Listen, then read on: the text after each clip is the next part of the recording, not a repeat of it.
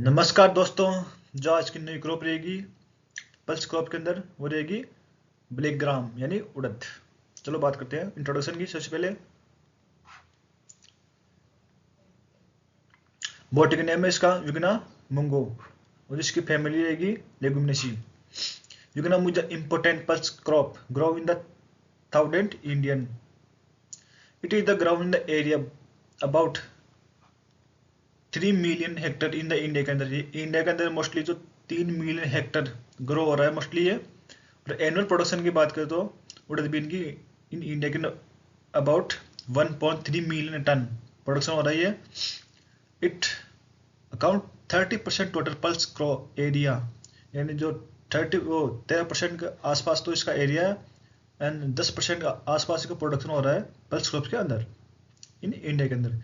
It is mainly use in the, जिसको pulse crop black gram को mostly use दाल बनाने के लिए एंड जो प्रिपरेशन मेनली डिश इन और डाइट के अंदर। South part of the country is the use in the preparation of the some specially dish के अंदर। It is the very rich of protein content in the about any. जो black gram के अंदर mostly जो high content protein 25% के आसपास पाया जा रहा है फीड के अंदर।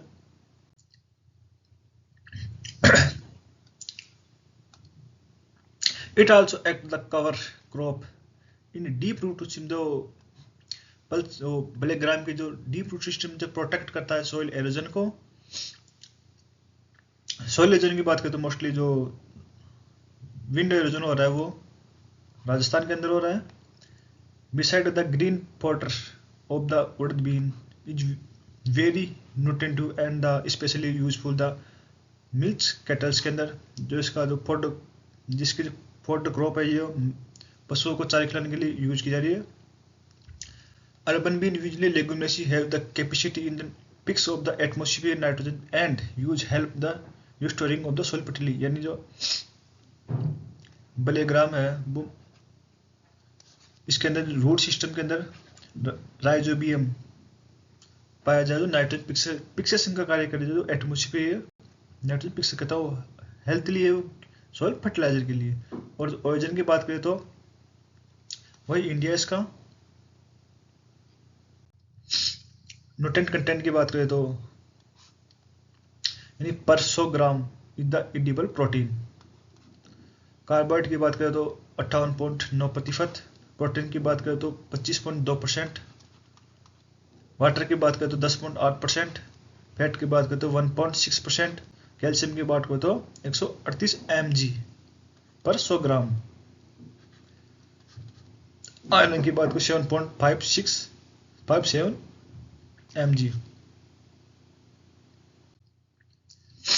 और एरिया प्रोडक्ट की बात करें अंडर द इंडिया के अंदर।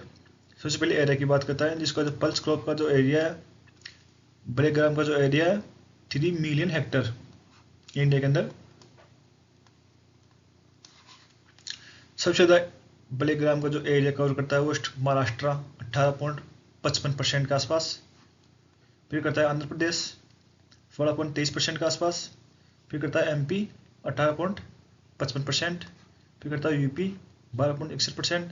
फिर तमिलनाडु 11%। फिर राजस्थान करता है 4.68% के आसपास। फिर उड़ीसा करता है 4.84% एंड कर्नाटक करता है 4.06% के आसपास। प्रोडक्शन की बात करते हैं तो ब्लैक ग्राम का जो प्रोडक्शन हो रहा है 1.3 मिलियन टन के आसपास। महाराष्ट्र वही एरिया प्रोडक्शन भी सबसे ज़्यादा है और एरिया में सबसे ज़्यादा महाराष्ट्र है और प्रोडक्शन में सबसे ज़्यादा महाराष्ट्र का है 23.36% के आसपास। आंध्र प्रदेश की बात करें तो 18.50% के आसपास। उत्तर प्रदेश की बात करें तो 12.29% के आसपास। एमपी की बात करें तो 11.86% के आसपास। तमिलनाडु की बात करें तो 8.67 के आसपास। कर्नाटक की बात करें तो 4.57 के आसपास। राजस्थान की बात करें तो 4.29 के आसपास। प्रोडक्टिविटी की बात करें मतलब प्रोडक्टिव मतलब पर केजी प्रति हेक्टर की बात कितना प्रोडक्शन हो रहा है इसके अंदर। आंध्र प्रदेश सबसे ज़्यादा प्रोडक्टिविटी दे रहा है 1 हेक्टर के अंदर वो दे रहा है 1447.62 के आसपास। पर हेक्टर उत्तर प्रदेश वो गुजरात दे रहा है 967 के आसपास। कर्नाटका दे रहा है 937 के आसपास। महाराष्ट्र प्रोडक्टिविटी का आगे पिछड़ गया है। उत्तर प्रदेश व एमपी व आसपास प्रोडक्टिविटी एरिया है। क्लाइमेट की बात करें तो खरीफ सीजन एंड समर सीजन के ग्रो करता है जनरली इसको। ग्रो बेस्ट और जो इसकी क्लाइमेट सूट है वो हॉट एंड ह्यूमिक कंडीशन के आसपास। आइडियल टेम्परेचर की बात करें तो 25 से 35 डिग्री सेंटीग्रेड तापमान रिक्वायरमेंट इन द बलेग्राम के अंदर। Ground successfully of the sea level about, मतलब समुद्री लेवल के आसपास कितने 1800 मीटर पर आराम से सक्सेसफुली होता है black gram. Heavy rainfall during the flowing time, मतलब फ्लोइंग टाइम के आसपास अगर रेनफॉल ज़्यादा हो जाए तो प्रोडक्शन घट जाता है बलेग्राम का। Best suited the area having the annual, मतलब एनुअल जो रेनफॉल है वो 60 से 75 सेंटीमीटर के आसपास प्रोडक्शन हाई रहता है इसका। सॉइल की बात करें तो black gram does well on heavy soil such a black cotton, in जो black cotton soil which will reach moisture better, can be ground all type of soil ranging from sandy, loamy and heavy clay except की बात करें तो alkaline and saline soil में ये बलेग्राम उतना production नहीं देता जितना सैंडी लोम के आसपास देता है production. Loamy and silty heavy soil which naturally pH are best suited for urban beans के आसपास। Soil should be well drained and have good water holding capacity. Waterlogging and saline and alkaline soil should be avoided. बलेग्राम की जो water logging condition and saline alkaline soil avoid करनी चाहिए mostly grow करने के लिए। Land preparation की बात करें तो good land preparation is necessary is a better yield of black gram. Land should be plough in the summer following in the 2 and 3 harrowing at pre-monsoon from kharif season के अंदर। Land should be well levelled collect and wheat prevents crop strewn stones and clearing of the field of the sowing time, ये मतलब sowing से पहले previous वो भी weed अलग से स्टोन पत्थर हुआ वो एकदम क्लीन लैंड होनी चाहिए जिससे प्रोडक्शन हाई मिल सके बलेग्राम का। ये necessary the one of pre sowing irrigation should be given, यानी जो सोइंग से पहले अगर एक इरिगेशन मिल जाए तो जर्मिनेशन आसानी से हो जाता है बलेग्राम का। सोइंग मेथड की बात करें तो sowing should be dot line by drilling method से। अगर डीप की बात करें तो 5 से 6 सेंटीमीटर। सोइंग टाइम की बात करें तो वही मिड जून के आसपास, क्योंकि ये समर सीजन की प्री मानसून के आसपास ही वो सोइंग हो जाती है मोस्टली, तो जून है मिडिल जुलाई के आसपास is the proper time of the black gram sowing the kharif season के आसपास। वही मानसून सीजन के आसपास इसका बलेग्राम का प्रोडक्शन सोइंग करते हैं farmers. Its summer sowing should be done from to February and to March का। समर सीजन की बात करें तो वही फरवरी मार्च के आसपास। लेट सोइंग की बात करें तो इज अवॉइड करनी चाहिए। सीड ट्रीटमेंट की बात करें तो वह thiram add 2.5 gram in the per kg seed. ये जो स्लाइड है बहुत इंपॉर्टेंट है, क्योंकि जो इसमें जो एग्जाम के रूम क्वेश्चन आता है कि नाइट्रोजन फिक्सेशन राइजोबियम कल्चर के रूम में नाइट्रोजन फिक्सेशन करता है। ये हॉट ग्रुप है, राइजोबियम स्पीशीज से क्रॉप है, नाइट्रोजन फिक्सेशन पर हेक्टेयर कितना करता है। पिग ग्रुप की बात करते हैं, राइजोबियम लेग्यूमिनोसियम जिसकी क्रॉप है नाइट्रोजन फिक्सेशन करती है वो ग्रीन पी हुआ और लेंटिल हुआ। वो प्रति केजी की बात करें तो 62 से 132 केजी प्रति हेक्टेयर नाइट्रोजन फिक्सेशन करते हैं। सोयाबीन की बात करें तो ये मोस्ट इंपोर्टेंट है। सोयाबीन ग्रुप की बात करें राइजोबियम जेपोनिकम। कौन सी क्रॉप है सोयाबीन, ये 57 से 105 kg नाइट्रोजन फिक्सेशन करती है। लुपिन की ग्रुप की बात करें तो राइजोबियम लुपिन, ओर्निथोर्स क्रॉप की बात करें तो लुपिन्स 70 से 90 kg के आसपास। अल्फा अल्फा ग्रुप की बात करें तो वही राइजोबियम मेलोटाई, मेडिकागो, ट्राइगोनेला। और जो क्रॉप की बात करते हैं मेलोटस, और जो नाइट्रोजन फिक्सेशन करते हैं 100 से 150 kg प्रति हेक्टेयर। बीन्स ग्रुप की बात करें तो वही है राइजोबियम स्पीशीज कौन सी है, राइजोबियम पेसुलाई। क्रॉप की बात करें पेसुलाई 80 से 110 kg के आसपास। क्लो ग्रुप की बात करें तो वही राइजोबियम ट्राइफोली, ये भी क्वेश्चन आता है, राइजोबियम ट्राइफोलियम क्रॉप है। 130 kg नाइट्रोजन फिक्सेशन करता है ये। काउपी ग्रुप की बात करें तो वही राइजोबियम स्पीशीज मूंग व 1.5 ग्राम व काउपी ग्राउंडनट 57 से 105 kg। क्लियर ग्रुप की बात करें तो राइजोबियम स्पीशीज बंगाल ग्राम 75 से 170 kg। ये जो फ्लाइड है बहुत इंपॉर्टेंट, इसके अंदर सोयाबीन व और अल्फा अल्फा ग्रुप व एंड क्लो ग्रुप, ये तीनों के क्वेश्चन बहुत एग्जाम के रूम में आते रहते हैं। सीड रेट एंड स्पेसिंग की बात करें तो 2 सीजन के अंदर सोइंग करते हैं मोस्टली। खरीफ सीजन की बात करें तो वही 12 से 15 kg प्रति हेक्टर। स्पेसिंग की बात करें इसके अंदर 30 इंटू यानी R/P की बात करें तो 30 इंटू 10 सेंटीमीटर। और समर सीजन की बात करें तो 20 से 25 kg प्रति हेक्टर। स्पेसिंग की वही है 20 से 25 into 10 centimetre. Kharif season crop required less seed rate and window spacing because of very proper plant growth, but summer season is the need closely spacing through by high seed rate or requirement। Varieties की बात करें तो ये particular है, ये varieties हुई और इसके अंदर परसेंट की बात है। पहली वेराइटीज की ADT5 सिलेक्शन बॉम कानपुर वेराइटी से। रिलीज वेराइटी का हुई थी 1988 को। 50% फ्लोरिंग की बात करें तो 32 डेज पर ही फ्लोरिंग आ जाती है इसके अंदर। अर्ली वेराइटी है, मतलब मैच्योरिटी ड्यूरेशन की बात करें तो 62 दिन का, यानी मतलब ये ओनली फॉर 2 मंथ की क्रॉप है। ये 2 मंथ की मैच्योरिटी टाइम हो जाती है। ग्रेन इल्ड कोई फिक्स नहीं इसका। इरिगेशन की बात करें तो वही सेंटीमीटर की बात करें 1300 से 223। राइस फॉलो की बात करें तो और इसकी हाइट सेंटीमीटर की बात करें तो प्लांट 20 से 25 सेंटीमीटर। और इस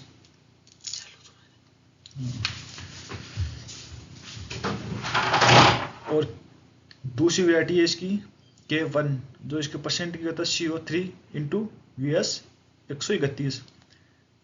ये रिलीज की बात करें तो ये कब हुई थी 1994 के आसपास। फ्लोरिंग टाइम इसका 50% फ्लोरिंग 40 से 45 के आसपास। मैच्योरिटी डे की बात करें तो 70 से 75। ग्रेन इल्ड की बात करते वही KG 700 के आसपास, 750 के आसपास इल्ड हो जाती है। ओवरऑल हाइट तो वही सेम, ये मतलब 30 से 35 सेंटीमीटर के आसपास। सेकेंड वेराइटी है VBN2, ये म्यूटेंट वेराइटी है और रिलीज कब हुई थी 1964 के आसपास। फ्लोरिंग 50% वही 30 से 40 के आसपास। मैच्योरिटी ड्यूरेशन मतलब बलेगा मोस्टली 2 से 3 महीने की क्रॉप है ये। थर्ड है VBN3, क्रॉसिंग हुआ इनका LBG 402 LBG 17 के आसपास। रिलीज कब हुई थी 2000 के आसपास। फ्लोरिंग टाइम वो 30 से 35 के आसपास। और इल्ड की बात करें तो वो इतने होता है मतलब। अगली वेराइटी है VBNBG4, क्रॉसिंग की बात करें CO4 इंटू PDU 102। रिलीज वही 2003 के आसपास। 50% फ्लोरिंग वही 35 से 40 के आसपास। मैच्योरिटी टाइम 75-70 के आसपास। अगली वेराइटी है VBNBG5, परसेंट की बात तो 1 इंटू VK 17। रिलीज कभी 2007 के आसपास। मैच्योरिटी ड्यूरेशन 75 से वही है। इसके अंदर वो 100 ग्राम वेट की बात करते तो 4 के आसपास है। और TNAU ब्लेग्राम, VBN 6, वाम्बीन पस्ट, विग्ना, मुंगो सिल्वेटिस। कभी हुई थी रिलीज? 2011 के अंदर। मैच्योरिटी हुई 65 से 70 के आसपास। 100 ग्राम वेट की बात करें तो 3.8 to 4। अगली वेराइटी है TNEA ब्लेग्राम VN 7, वाम्बी 3 इंटू विग्ना, मुंगो सिल्वेटिस। कब रिलीज हुई? 2012 के अंदर। इनके वही बात है, मतलब हाइट की बात है 20 सेंटीमीटर का। स्पेशलिस्ट फेमस की वेराइटी बात तो moderate resistant to yellow mosaic. ये कुछ स्पेसिफिक कैरेक्टर्स हैं इसकी वेराइटीज के। रेजिस्टेंट टू येलो मोजेक, साइनोकोटिन pod maturity, resistant to yellow mosaic and साइनोक्लोराइड pod maturity. Famous fertilize maturity की बात करें तो वही रिकमेंडेड फर्टिलाइज डोज मिलीग्राम का वही NPK। मतलब जो भी जितनी भी लेग्यूम्स क्रॉप है उनके अंदर नाइट्रोजन कम लेते हैं, क्योंकि इनके अंदर रूट के अंदर राइजोबियम कल्चर पाया जाता है जो नाइट्रोजन फिक्सेशन का कार्य करता है, इसलिए नाइट्रोजन कम लेते हैं इनको फर्टिलाइजर। 20 अनुपात 40/60 का वही डोज है। मतलब fertiliser 44 kg urea, 25 kg 250 kg SSP, 67 kg MOP। मतलब इसकी हाफ डोज और इनकी सबकी फुल डोज लेते हैं। इरिगेशन मैनेजमेंट की बात, kharif season crop in the generally grow in the one pre monsoon of the at time of the seed bed preparation ensure good germination. मतलब प्री मानसून के time first irrigation requirement होती है आसानी से germination हो जाए सीड को। But in the summer season irrigation will be given as per critically stage के आसपास इरिगेशन रिक्वायरमेंट होती है। क्रिटिकली स्टेज मतलब वो स्टेज जिसके अंदर प्लांट को पानी की सबसे ज़्यादा रिक्वायरमेंट होती है। अगर इस स्टेज के अंदर पानी ना दिया जाए तो यील्ड पर बहुत बुरा प्रभाव पड़ता है। And availability of the irrigation water, number and frequency of irrigation depend on the soil type and weather. Irrigation soil type कैसी है, लोमी है, सैंडी सॉइल है, क्ले मृदा है, उसके अनुसार पानी की रिक्वायरमेंट ज़्यादा होती है। The crop should be get irrigation at the interval of 10 से 15 डेज के आसपास from the flowing of the pod stage के आसपास the the need sufficient moisture of the field के अंदर। विंड मैनेज की बात करें तो two hand weed should be the after 20 से 25 यानी सोइंग से 20 से 25 दिन के आसपास मोस्टली जनरली वीडिंग करना चाहिए। और सेकंड 35 से 40 दिन के आसपास weeding intensity. Weed can be controlled by the use herbicide of labour is not available in Basalin 1 kg AI प्रति हेक्टर। कितने इसमें 800 से 1000 litre of water in the pre planting application के आसपास। Signal of the maturity and harvesting of the threshing. Pod and plant died grains because hard and moisture is grains at harvesting should be 20 से 25% के आसपास।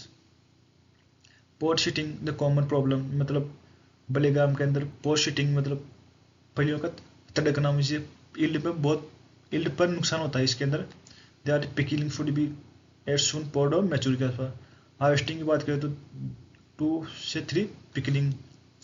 The pod or whole crops after completely drying should be threshed maturity or by machines के आसपास। Yield की बात करें तो a well manage crop in indicate about many produce 10 से 12 quintal of the grain per Hector.